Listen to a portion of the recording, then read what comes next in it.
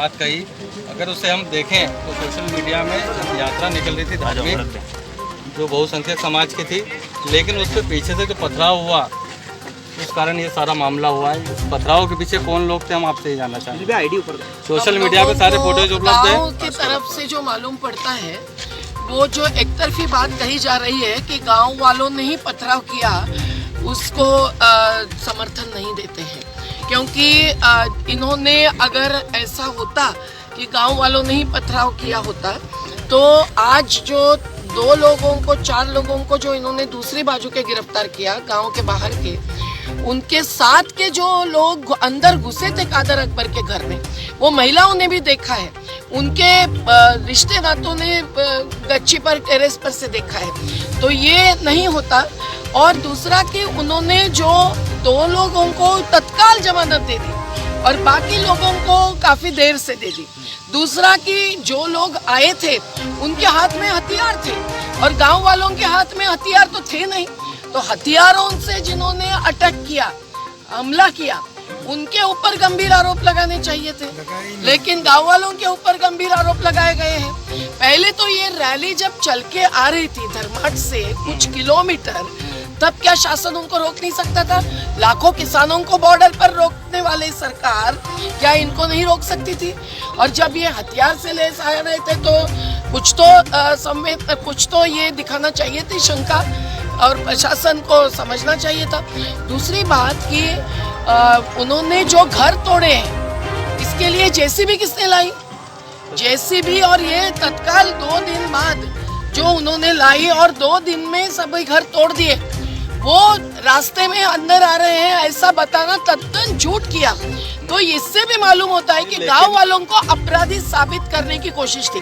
अगर गांव वालों ने कोई प्रतिकार किया होगा। ताई ये देखिए, तस्वीर देखिए, आप मोबाइल में देखिए, ये मैं खुद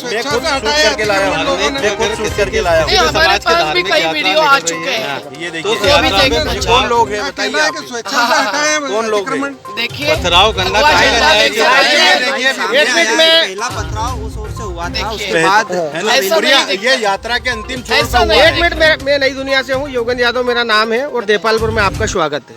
सबसे पहले एक मैडम, एक प्रश्न मेरे को ये बताएं, आप उस पक्ष के हम तो बोल रहे हैं कि जांच हो जाए। प्रताड़ित पक्ष, आपको एक प्रकार की हकीकत कही है, जी, हमको दूसरी जो प्रकार की हकीकत मालूम पड़ी है आपके सामने रख रहे हैं। भी सोशल मीडिया के जांच हो जाए।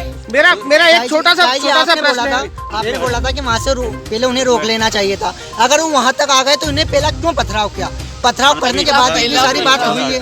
पहला पथराव नहीं किया, ऐसी हमारी जानकारी है कि पथराव नहीं किया।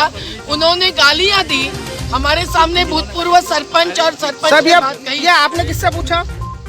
किनसे पूछा आपने? पुलिस को, गाँव वालों से पूछा? पुलिस को भी एक पक्ष से पूछा, दूसरे पक्ष से पूछा क्या? जो प्रताड़ित हुए, घायल हुए हैं, उनसे पूछा क्या? और दूसरा प्रश्न ये है मेरा ताई जी, एक प्रश्न का मेरा एक प्रश्न का उत्तर दे ताई जी आप। घायल पड़े हैं भाई। मेरा फायरिंग करिए, फायरिंग देखिए, हम ये देखो, फायरिंग करने वाले मैं भी एडवोकेट हूँ, मैं भी एडवोकेट हूँ। बहुत अच्छी बात है। पहली बार देखा मैंने, पहली बार ऐसे मैंने देखा कि पत्रकार एडवोकेट की ड्रेस में आया है। बिल्कुल, मैं आपको सल्यूट करता हूँ कि आप दोनों प्रोफेशन को ईमानदारी से निभाएंगे, एक पत्रकार का भी और एक वकील का। इसके लिए आपको बहुत बहुत धन्यवाद, बहुत बहुत धन्यवाद आपको।